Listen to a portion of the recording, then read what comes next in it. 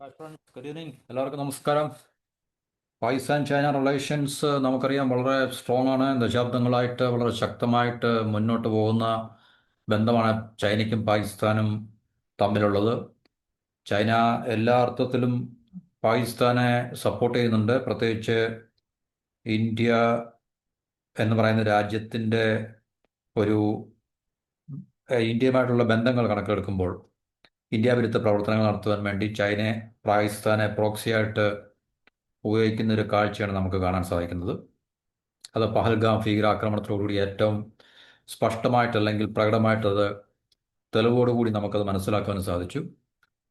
പിന്നെ ഓപ്പറേഷൻ സിന്ദൂർ എന്ന് പറയുന്ന നമ്മൾ നടത്തിയ മിലിറ്ററി എന്താണ് പറയുന്നത് ആ അറ്റാക്ക്, അതിൻ്റെ വെളിച്ചത്തിൽ നമുക്ക് മനസ്സിലാക്കുവാൻ സാധിച്ചത് പാകിസ്ഥാനെ ഇപ്പോഴത്തെ ജിയോ പൊളിറ്റിക്കൽ അന്തരീക്ഷത്തിൽ ഏതൊക്കെ രാജ്യങ്ങളാണ് പാകിസ്ഥാൻ്റെ കൂടെ ശക്തമായി നിലകൊള്ളുന്നത്, അതിലെ ചൈനയും ടർക്കിയും എന്ന് പറയുന്ന രാജ്യങ്ങളാണ് തീർച്ചയായിട്ടും പാകിസ്ഥാനൊപ്പം നിൽക്കുന്നത് എന്നുള്ളത് നമുക്ക് മനസ്സിലാക്കാൻ കഴിഞ്ഞൊരു കാര്യമാണ്. പക്ഷേ ചൈന എത്രത്തോളം പാകിസ്ഥാനെ സപ്പോർട്ട് ചെയ്തിട്ടും തിരിച്ച് പണി കിട്ടിയത് ചൈനയ്ക്ക് തന്നെയാണ്. ആ പണി കിട്ടി എങ്ങനെയാണെന്ന് ചോദിച്ചു കഴിഞ്ഞാൽ നമുക്കറിയാം, ചൈനയുടെ ആയുധങ്ങൾ വൻതോതിൽ പാകിസ്ഥാൻ വാങ്ങിക്കുന്നുണ്ട്. പാകിസ്ഥാൻ്റെ ആയുധ ശേഖരണത്തിൻ്റെ 80% ചൈനയിൽ നിന്നാണ് വാങ്ങുന്നത്, പിന്നെ ടർക്കിയിൽ നിന്ന്, പിന്നെ ബാക്കിയുള്ള രാജ്യങ്ങളിൽ നിന്ന് ശരിക്കും പറഞ്ഞു കഴിഞ്ഞാൽ. അപ്പോൾ ഏറ്റവും പ്രധാനപ്പെട്ട അവരുടെ ആയുധ ശേഖരണം ചൈനയിൽ നിന്നാണ്. ചൈനയാണ് പാകിസ്ഥാന് നല്ല രീതിയിൽ ആയുധം കൊടുക്കുന്നത് എന്നുള്ളത് നമുക്ക് നേരത്തെ തന്നെ നമ്മൾ അതിൻ്റെ വീഡിയോ ഒക്കെ ചെയ്തതാണ് ശരിക്കും പറഞ്ഞു കഴിഞ്ഞാൽ. പക്ഷേ ഇന്ത്യയുമായിട്ടുള്ള ഒരു 3 ദിവസം 4 ദിവസം നീണ്ടുന്ന യുദ്ധത്തിൽ ഇതൊന്നും കാര്യമായിട്ട് പാകിസ്ഥാനെ സഹായിച്ചില്ല. എന്നുവെച്ചാൽ ഇന്ത്യക്ക് മേലെ അല്ലെങ്കിൽ ഇന്ത്യക്ക് കാര്യമായിട്ടുള്ള ഡാമേജ് ഉണ്ടാക്കി തീർക്കുവാൻ ചൈന കൊടുത്ത ആയുധങ്ങൾക്കോ ടർക്കി കൊടുത്ത ആയുധങ്ങൾക്കോ കഴിഞ്ഞില്ല എന്നുള്ളതാണ് നമുക്ക് കാണാൻ കഴിഞ്ഞത്. കാരണം ഇന്ത്യ നമ്മൾ ആഭ്യന്തരമായി അല്ലെങ്കിൽ തദ്ദേശീയമായി വികസിപ്പിച്ചെടുത്ത ആയുധങ്ങളും മറ്റു രാജ്യങ്ങളിൽ നിന്ന്, പ്രത്യേകിച്ച് റഷ്യ, ഇസ്രയേൽ ഇതുപോലുള്ള രാജ്യങ്ങളിൽ നിന്ന് നമ്മൾ സ്വന്തമാക്കിയ ആയുധങ്ങളൊക്കെ ഉപയോഗിച്ചുകൊണ്ട് തന്നെ ചൈനയുടെയും ടർക്കിയുടെയും ഒക്കെ ആയുധങ്ങൾ പാകിസ്ഥാൻ വെച്ച് ഡ്രോണുകൾ, മിസൈലുകൾ ഒക്കെ തന്നെ നമുക്ക് ഫലവത്തായിട്ട് ഇഫക്റ്റീവ്ലി നമുക്കതിനെയൊക്കെ ന്യൂട്രലൈസ് ചെയ്യാൻ സാധിച്ചു.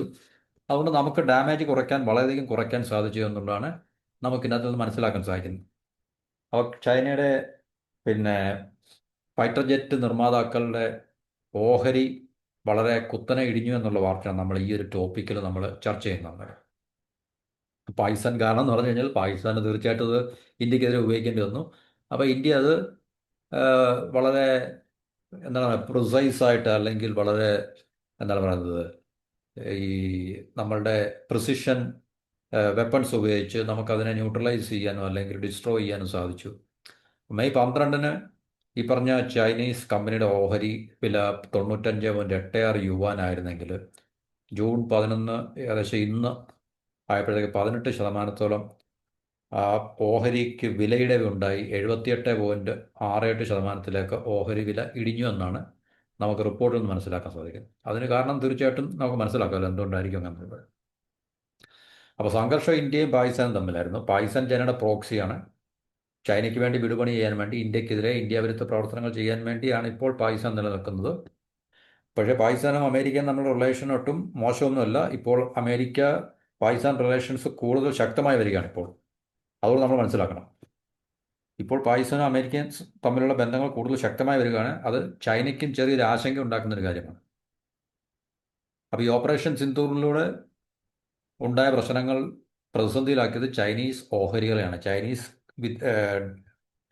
പ്രതിരോധ കമ്പനികൾ എന്ന് പറഞ്ഞാൽ ഈ പറഞ്ഞ ആയുധങ്ങൾ ഉണ്ടാക്കുന്ന ചൈനീസ് കമ്പനികളുടെ ഓഹരികളിൽ ചൈനീസ് സ്റ്റോക്ക് മാർക്കറ്റിൽ വൻതോതിലുള്ള ഇടിവുകൾ ഉണ്ടായി അല്ലെങ്കിൽ കുറവുകൾ ഉണ്ടായി എന്നുള്ളതാണ്. പാകിസ്ഥാന് ഏറ്റവും കൂടുതൽ ആയുധങ്ങൾ നൽകുന്ന രാജ്യം, അതിൽ ഏറ്റവും നമ്പർ 1 ചൈന ആണ്. അപ്പോൾ ഈ പറഞ്ഞ ചൈനീസ് കമ്പനികളുടെ ഓഹരികൾക്ക് കഴിഞ്ഞ ഒരു മാസത്തിനിടെ വലിയ നഷ്ടമാണ് ഉണ്ടായിട്ടുള്ളത്. പാകിസ്ഥാൻ ഉപയോഗിച്ച ചൈനീസ് നിർമ്മിത ആയുധങ്ങളൊന്നും തന്നെ ഇന്ത്യക്കെതിരെ ഫലപ്രദമായിട്ട് ഉപയോഗിക്കാൻ കഴിഞ്ഞില്ല. കാരണം ഇന്ത്യക്ക് അതെല്ലാം നിർവീര്യമാക്കാൻ കഴിഞ്ഞു എന്നുള്ളതാണ് നമുക്ക് മനസ്സിലാക്കാൻ കഴിഞ്ഞ കാര്യങ്ങൾ. അപ്പോൾ അതിൻ്റെ അടിസ്ഥാനത്തിൽ, അതിൻ്റെ വെളിച്ചത്തിലാണ് ചൈനീസ് കമ്പനികളുടെ ഓഹരി വില വൻതോതിൽ കുറയുന്നത് എന്നുള്ളത് ആണ് നമുക്ക് ഈ റിപ്പോർട്ടുകളിൽ നിന്ന് മനസ്സിലാക്കുക. ചൈനീസ് നിർമ്മിത J-10 ഫൈറ്റർ ജെറ്റുകളുടെ നിർമ്മാതാക്കളായിട്ടുള്ള മാനുഫാക്ചറേഴ്സ് ആയിട്ടുള്ള എവിക് ചെങ്തു എന്ന് പറയുന്ന കമ്പനിയാണ്. ആ ഈ കമ്പനിയിലെ ഓഹരികൾക്കാണ് ഒരു മാസത്തിനിടെ 18% കുറവുണ്ടായിട്ടുള്ള ഇടിവുണ്ടായിട്ടുള്ളത്. അപ്പൊ ഈ സംഘർഷം ഉണ്ടായ സമയത്ത് ഓഹരിക്ക് നല്ല മുന്നേറ്റം ഉണ്ടായി, കാരണം ചില പ്രതീക്ഷകളൊക്കെ ഉണ്ടായിരുന്നു. ഇപ്പൊ ഇന്ത്യ തകർത്തുകള എന്നുള്ള പ്രതീക്ഷയൊക്കെ ഉണ്ടായിരുന്നു. പക്ഷേ സംഘർഷം അവസാനിച്ചപ്പോഴത്തേക്ക് ഓഹരി വില ഇടിഞ്ഞു തുടങ്ങി. അതാണ് യാഥാർത്ഥ്യം. അപ്പൊ ഈ തിരിച്ചടിയായത് വ്യാജ അവകാശവാദമായിരുന്നു. ആദ്യം തുടക്കത്തിൽ പാകിസ്ഥാൻ പറഞ്ഞല്ലോ, ഇന്ത്യയുടെ ഫൈറ്റർ ജെറ്റുകളെ കുറെ അടിച്ചിട്ടു, ഇന്ത്യക്കുള്ളിൽ നാശനഷ്ടങ്ങൾ ഉണ്ടാക്കിയെന്നുള്ള അവകാശവാദമൊക്കെ ഉന്നയിച്ചെങ്കിലും അത് വ്യാജമാണെന്ന് പിന്നീട് തിരിച്ചറിഞ്ഞു. അപ്പോൾ ആ വ്യാജമാണെന്ന് തിരിച്ചറിഞ്ഞതോടുകൂടിയാണ് ഈ ചൈനയുടെ കമ്പനികളിലെ ഓഹരിക്ക് തീർച്ചയായിട്ടും ഈ വിലയിടിവ് ഉണ്ടായത്. ഇന്ത്യയുടെ ആദംപൂർ വ്യോമത്താവളം ആക്രമിച്ചു എന്നൊക്കെയാണ് പാകിസ്ഥാൻ ആദ്യം അവകാശപ്പെട്ടത്. ചൈനീസ് നിർമ്മിത യുദ്ധവിമാനങ്ങൾ ഉപയോഗിച്ചിട്ടുണ്ട്. പ്രധാനമന്ത്രി നരേന്ദ്രമോദി ഈ വ്യോമത്താവളത്തിലെത്തി, ആദംപൂർ വ്യോമത്താവളത്തിലെത്തി സൈനികരെ അഭിസംബോധന ചെയ്തതോടെ ഈ അവകാശവാദം പൊള്ളയാണെന്ന് ലോകത്തന്നെ മനസ്സിലായി. അപ്പോൾ ഇതിന് പിന്നാലെയാണ് ഈ പറഞ്ഞ കമ്പനിയുടെ എവിക് ചെങ്തുവിൻ്റെ ഓഹരി വില താഴ്ന്നു തുടങ്ങിയത്. അപ്പോൾ ഇതൊക്കെ ഒരു സൈക്കോളജിക്കൽ വാറാണ് ശരിക്കും പറഞ്ഞു കഴിഞ്ഞാൽ. അത് പാകിസ്ഥാൻ പണ്ട് മുതലേ ഇതിനകത്തിൽ വളരെ മുൻപന്തിയിലാണ്. അതായത് ഈ പ്രൊപ്പഗണ്ടയിലും ഈ സൈക്കോളജിക്കൽ ഇൻഫർമേഷൻ വാറിലും ഒക്കെ തന്നെ. പക്ഷേ ഇന്ത്യ ഇക്കാര്യത്തിലൊക്കെ വളരെ പുറകിലാണ് ഈ ഒരു കാര്യത്തിൽ. നമുക്ക് പാകിസ്ഥാനെ യുദ്ധത്തിൽ തോൽപ്പിക്കാനും ഒക്കെ നമുക്ക് പറ്റും. പക്ഷേ ഈ ഒരു ഇൻഫർമേഷൻ വാറിലും സൈക്കോളജിക്കൽ വാറിലും പ്രൊപ്പഗണ്ടയിലും ഒക്കെ തന്നെ പാകിസ്ഥാൻ വളരെ കൃത്യമായിട്ടുള്ള നീക്കങ്ങൾ പണ്ട് മുതലേ നടത്തിക്കൊണ്ടിരിക്കുന്ന രാജ്യമാണ്. അപ്പോൾ ഈ അവരുടെ അവകാശവാദമാണ് ശരിക്കും പറഞ്ഞു കഴിഞ്ഞാൽ അത് പിന്നെ പൊള്ളയാണെന്ന് തെളിയുകയും അല്ലെങ്കിൽ വ്യാജമാണെന്ന് തെളിയുകയും ആ തെളിഞ്ഞതിൻ്റെ അടിസ്ഥാനത്തിലാണ് ഈ പറഞ്ഞ ചൈനീസ് കമ്പനികളിലെ ഓഹരികൾക്ക് വൻ ഇടിവുണ്ടായത് ശരിക്കും പറഞ്ഞിട്ട്. മെയ് 12 ഈ പറഞ്ഞ കമ്പനിയുടെ വില 95.86 നമ്മൾ നേരത്തെ പറഞ്ഞ യുവാൻ. പക്ഷേ ജൂൺ 11 ഇന്ന് ആയപ്പോഴത്തേക്കും അത് 18% ഓഹരിക്ക് കുറവുണ്ടായി, അല്ലെങ്കിൽ ഓഹരിയുടെ വില ഇടിഞ്ഞ് 78.68% ഓഹരി വില ഇടിഞ്ഞു എന്നാണ് നമുക്ക് ഇതിനകത്ത് നിന്ന് മനസ്സിലാക്കാൻ സാധിക്കുന്നത്. ഇന്ത്യയുടെ ഈ മിസൈൽ പ്രതിരോധ സംവിധാനമായിട്ടുള്ള S-400, അതായത് നമ്മൾ റഷ്യയിൽ നിന്നും കരസ്ഥമാക്കിയിട്ടുള്ള S-400 ബ്രഹ്മോസ് മിസൈൽ സംവിധാനവും തകർത്തു എന്നായിരുന്നു പാകിസ്ഥാൻ്റെ അവകാശവാദം. കാരണം അവകാശവാദം ഉന്നയിക്കാമല്ലോ തീർച്ചയായിട്ടും എന്ന് പറഞ്ഞു കഴിഞ്ഞാൽ. കാരണം അത് അവരുടെ ഒരു രീതിയാണ്. അത് ഇന്ത്യക്കെതിരെ പ്രത്യേകിച്ച് അവർ ഉപയോഗിക്കുന്നൊരു തന്ത്രമാണ്. അത് ശരിക്കും പറഞ്ഞ ടാക്റ്റിക്കാണ്. അപ്പോൾ അത് പണ്ട് മുതലേ അവർ ഉപയോഗിക്കുന്ന ഒരു തന്ത്രമാണ് അത്. പക്ഷേ ഈ യുദ്ധം കഴിഞ്ഞതോടുകൂടി നമ്മൾക്ക് തെളിവുകൾ ലോകരാജ്യങ്ങളുടെ മുമ്പിൽ, അല്ലെങ്കിൽ ലോകത്ത് നമുക്ക് അത് പ്രൊവൈഡ് ചെയ്യാൻ സാധിച്ചു. അതിൻ്റെ വെളിച്ചത്തിൽ പാകിസ്ഥാൻ്റെ ഈ പറഞ്ഞ അവകാശവാദങ്ങളെല്ലാം വെറും എംറ്റി ആയിരുന്നു, പൊള്ളയായിരുന്നു, അല്ലെങ്കിൽ കള്ളമായിരുന്നു എന്നുള്ളത് തെളിയുകയും ചെയ്തു. പാകിസ്ഥാൻ ഉപയോഗിച്ച ആയുധങ്ങൾ ഏറെ കൂടുതലും ചൈനീസ് നിർമ്മിതമാണ്. കാരണം പാകിസ്ഥാന്റെ കയ്യിലുള്ള ആയുധങ്ങൾ, അല്ലെങ്കിൽ പാകിസ്ഥാനെ 80%-ഓളം ചൈനയിൽ നിന്നാണ് മേടിക്കുന്നത്.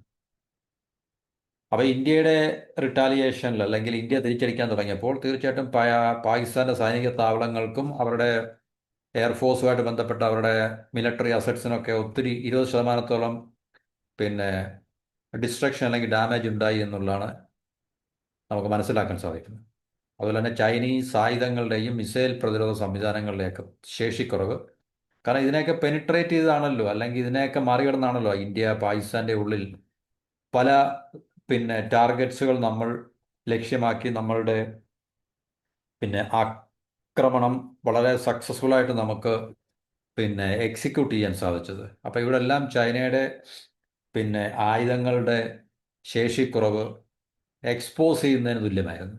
എക്സ്പോസ് ചെയ്യുന്ന ഇതിലൊക്കെ എന്ന് വെച്ചാൽ അത് ലോകത്തിന് മനസ്സിലായി ചൈനയുടെ ആയുധങ്ങളുടെ ശേഷി ഇത്രത്തോളം ഉള്ളു, എഫിഷ്യൻസി ഇത്രത്തോളം ഉള്ളു എന്നുള്ളത് ലോകത്തിന് മനസ്സിലായി. ലോകത്തിനത് മനസ്സിലാക്കി കൊടുത്തത് ഇന്ത്യയാണ് താൻ, മനസ്സിലായല്ലോ, അമേരിക്കയല്ല. അപ്പം അത് പാകിസ്ഥാനിലെ ഉള്ളിൽ നമ്മൾ നടത്തിയ ഏതാണ്ട് 10ഓളം ബേസുകൾ നമ്മൾ കേന്ദ്രമാക്കിയിട്ട് ആദ്യത്തെ ഫസ്റ്റ് ഫേസിൽ നമ്മൾ ടാർഗറ്റ് ചെയ്ത മിലിറ്റൻസിൻ്റെ അല്ലെങ്കിൽ തീവ്രവാദ ബേസിനെ ആക്രമിച്ചല്ല. അതിനുശേഷം പാകിസ്ഥാൻ നമ്മളെ തിരിച്ചടിക്കാൻ തുടങ്ങിയപ്പോൾ ടർക്കിയുടെ ഡ്രോണുകളും മിസൈലുകളൊക്കെ വെച്ച് നമുക്കെതിരെ ആക്രമണം തുടങ്ങിയപ്പോൾ നമ്മൾ അങ്ങോട്ട് ഉള്ള അറ്റാക്ക് ഓപ്പറേഷൻ സിന്ദൂർ നമ്മൾ തുടങ്ങി. അപ്പോൾ അതിനകത്തിൽ പാകിസ്ഥാൻ്റെ ഉള്ളിൽ വളരെ നമ്മുടെ അതിർത്തിയിൽ നിന്നും വളരെ ഉള്ളിൽ പോയി നമുക്ക് ഏഹ്, അവരുടെ മിലിറ്ററി ടാർഗറ്റ്സുകളും എയർബേസുകളും ഒക്കെ നമുക്ക് വളരെ സക്സസ്ഫുൾ ആയിട്ട് ടാർഗറ്റ് ചെയ്ത് നമുക്ക് അറ്റാക്ക് ചെയ്യാൻ സാധിച്ചു. ആ സാധിച്ചത് ചൈനയുടെ ചൈന പാകിസ്ഥാന് കൊടുത്ത മിസൈൽ സംവിധാനങ്ങളും ഒക്കെ തന്നെ, അല്ലെങ്കിൽ ഈ പറഞ്ഞ ഈ എയർ ഡിഫൻസ് എന്നൊക്കെ പറയുന്ന സാധനങ്ങൾ, വ്യോമ പ്രതിരോധ സംവിധാനങ്ങളൊക്കെ തന്നെ ഭേദിച്ചുകൊണ്ടാണ് അതിനെയൊക്കെ നമുക്ക് എന്താണ് പറയുന്നത് പെനിട്രേറ്റ് ചെയ്തുകൊണ്ടാണ് പാകിസ്ഥാൻ്റെ ഉള്ളിൽ പോയി കൃത്യമായിട്ടുള്ള കണിശമായിട്ടുള്ള അറ്റാക്കുകൾ നമുക്ക് നടത്താൻ സാധിച്ചത്. അപ്പോൾ അവിടെ തീർച്ചയായിട്ടും വിജയം ഇന്ത്യക്ക് തന്നെയായിരുന്നു. ഇന്ത്യൻ ആയുധങ്ങളുടെ പ്രഹരശേഷിയും അല്ലെങ്കിൽ കാര്യക്ഷമതയാണ് അവിടെ വെളിവാക്കപ്പെട്ടത്. മറിച്ച് ചൈനയുടെ ആയുധങ്ങളുടെ, ചൈന പാകിസ്ഥാന് കൊടുത്ത ആയുധങ്ങളുടെ പിന്നെ ഈ പറഞ്ഞ എഫിഷ്യൻസിയും അല്ലെങ്കിൽ പൊട്ടൻഷ്യൽ എന്നൊക്കെ നമുക്ക് പറയാൻ പറ്റുന്ന ആ ഒരു ശേഷിക്കുറവ് ഒക്കെ ലോകത്തിന് ബോധ്യമായി. അപ്പോൾ അതിൻ്റെ വെളിച്ചത്തിലാണ് ചൈനീസ് ആയുധ നിർമ്മാണ കമ്പനികളുടെ സ്റ്റോക്കിന് അല്ലെങ്കിൽ ഓഹരികളുടെ വിലയിൽ വൻതോതിലുള്ള ഇടിവുകൾ ചൈനീസ് സ്റ്റോക്ക് മാർക്കറ്റിൽ ഇപ്പോഴും സംഭവിച്ചുകൊണ്ടിരിക്കുന്നത്. അത് പാകിസ്ഥാൻ ഏറ്റവും വലിയ സുഹൃത്ത് രാജ്യം എന്ന് അവകാശം, കാരണം ചൈനയും പാകിസ്ഥാനും തമ്മിൽ എപ്പോഴുള്ള മീറ്റിങ്ങിൽ, അതായത് തമ്മിലുള്ള ലീഡേഴ്സ് മീറ്റ് ചെയ്യുമ്പോൾ ചൈന പറയുന്ന അല്ലെങ്കിൽ പാകിസ്ഥാൻ പറയുന്നത് ഓൾ ഓൾ വെതർ ഫ്രണ്ട് എന്നാണ്. ഓൾ വെതർ ഫ്രണ്ട് എന്ന് പറഞ്ഞാൽ എന്തിനു സംഭവിച്ചാലും ശരി, ഞങ്ങൾ തമ്മിലുള്ള സൗഹൃദം ഒരിക്കലും പിന്നെ എന്താണ് പറയുന്നത് വളരെ ശക്തമാണ്, സൗഹൃദം വളരെ ശക്തമാണ്. ഓൾ വെതർ ഫ്രണ്ട്, ഞങ്ങൾ ഏതവസ്ഥയിലും, പാകിസ്ഥാൻ പറഞ്ഞാൽ ഞങ്ങൾ ഏത് അവസ്ഥയിലും സഹായിക്കുന്ന ഒരു രാജ്യം ചൈന മാത്രമേ ഉള്ളൂ. അതുപോലെ തിരിച്ചും ചൈന അവകാശപ്പെടുന്നത് പാകിസ്ഥാൻ ഞങ്ങളുടെ ഓൾ വെതർ ഫ്രണ്ടാണ് എന്ന് ഉള്ള അവകാശവാദം നിലനിർത്തിക്കൊണ്ട് ചൈന പാകിസ്ഥാന് വൻതോതിലുള്ള ആയുധങ്ങൾ നൽകിക്കൊണ്ടിരിക്കുന്ന ഈ അവസ്ഥയിൽ പാകിസ്ഥാന് ഒരു രീതിയിൽ ഇന്ത്യയിൽ നിന്നുള്ള മിലിറ്ററി അറ്റാക്സ് പ്രതിരോധിക്കാൻ കഴിഞ്ഞില്ല എന്നുള്ള യാഥാർത്ഥ്യത്തിൻ്റെ വെളിച്ചത്തിലാണ് ഇപ്പോൾ ചൈന ഈ അനുഭവിക്കുന്ന ദുരനുഭവം എന്നാണ് നമുക്ക് ഇതിൽ നിന്ന് മനസ്സിലാക്കാൻ സാധിക്കുന്നത്. അപ്പോൾ ഇതാണ് കാരണം ഇത് ഒരു മാസത്തോളം ആയല്ലോ, ഏകദേശം ഒരു മാസത്തോളം ആം, ആയപ്പോൾ ഇപ്പോഴും അതിൻ്റെ റിഫ്ലക്ഷൻ ചൈനീസ് കമ്പനികളുടെ സ്റ്റോക്കിൽ അത് പ്രതിഫലിച്ചുകൊണ്ടിരിക്കുകയാണ് ശരിക്കും പറഞ്ഞു കഴിഞ്ഞാൽ. കാരണം വ്യാജ വാർത്തകളാണെന്നെല്ലാം പതുക്കെ പതുക്കെ ലോകവും ചൈനയിലെ ജനങ്ങളും എല്ലാം മനസ്സിലാക്കിക്കൊണ്ടിരിക്കുമ്പോൾ തീർച്ചയായിട്ടും ഈ കമ്പനികൾക്ക് തന്നെയാണ് തിരിച്ചടി ഉണ്ടായിക്കൊണ്ടിരിക്കുന്നത്. പക്ഷെ മറിച്ച് ഇന്ത്യൻ ഡിഫൻസ് അല്ലെങ്കിൽ ആ, ഇന്ത്യൻ ഡിഫൻസ് സ്റ്റോക്സുകളുടെ എല്ലാം പെർഫോമൻസ് വളരെ എന്താണ് പറയുക ശക്തമായി മുന്നോട്ട് പോയിക്കൊണ്ടിരിക്കുകയാണ് ശരിക്കും പറഞ്ഞു കഴിഞ്ഞാൽ. ഇന്ത്യൻ ഡിഫൻസ് സ്റ്റോക്കിൻ്റെ ഓപ്പറേഷൻ സിന്ധുവിന് ശേഷം ഇന്ത്യൻ ഡിഫൻസ് സ്റ്റോക്കിൻ്റെ എല്ലാം, അതുപോലെ തന്നെ ഫ്രാൻസിലെ റഫേലിൻ്റെ പിന്നെ ഓഹരിക്കൊക്കെ നല്ല മുന്നേറ്റമാണ് ഉണ്ടായിക്കൊണ്ടിരിക്കുന്നത്. അപ്പോൾ ഈ തിരിച്ചടി അല്ലെങ്കിൽ ഈ പറഞ്ഞ ഒരു എന്താണ് പറയുന്നത് ശരിക്കും നഷ്ടം ചൈനീസ് കമ്പനികൾക്കാണ്, അവരാണിത് നേരിട്ടുകൊണ്ടിരിക്കുന്നത്. അത് ഏറ്റവും അടുത്ത സുഹൃത്ത് രാജ്യമായുള്ള പാകിസ്ഥാനിൽ നിന്ന് അവർക്ക് കിട്ടിയ സമ്മാനമാണെന്ന് കരുതി തൽക്കാലം സമാധാനിക്കുക, എന്നല്ലാതെ നമുക്കിപ്പോൾ തൽക്കാലം ഒന്നും പറയാനില്ല. അപ്പോൾ ഇത്രയാണ് നമുക്ക് ഈ ഒരു ടോപ്പിക്കിനെ കുറിച്ച് ഇവിടെ സംസാരിക്കാനുള്ളത്. മറ്റു ടോപ്പിക്കുമായിട്ട് അടുത്ത വീഡിയോയിൽ കാണാം.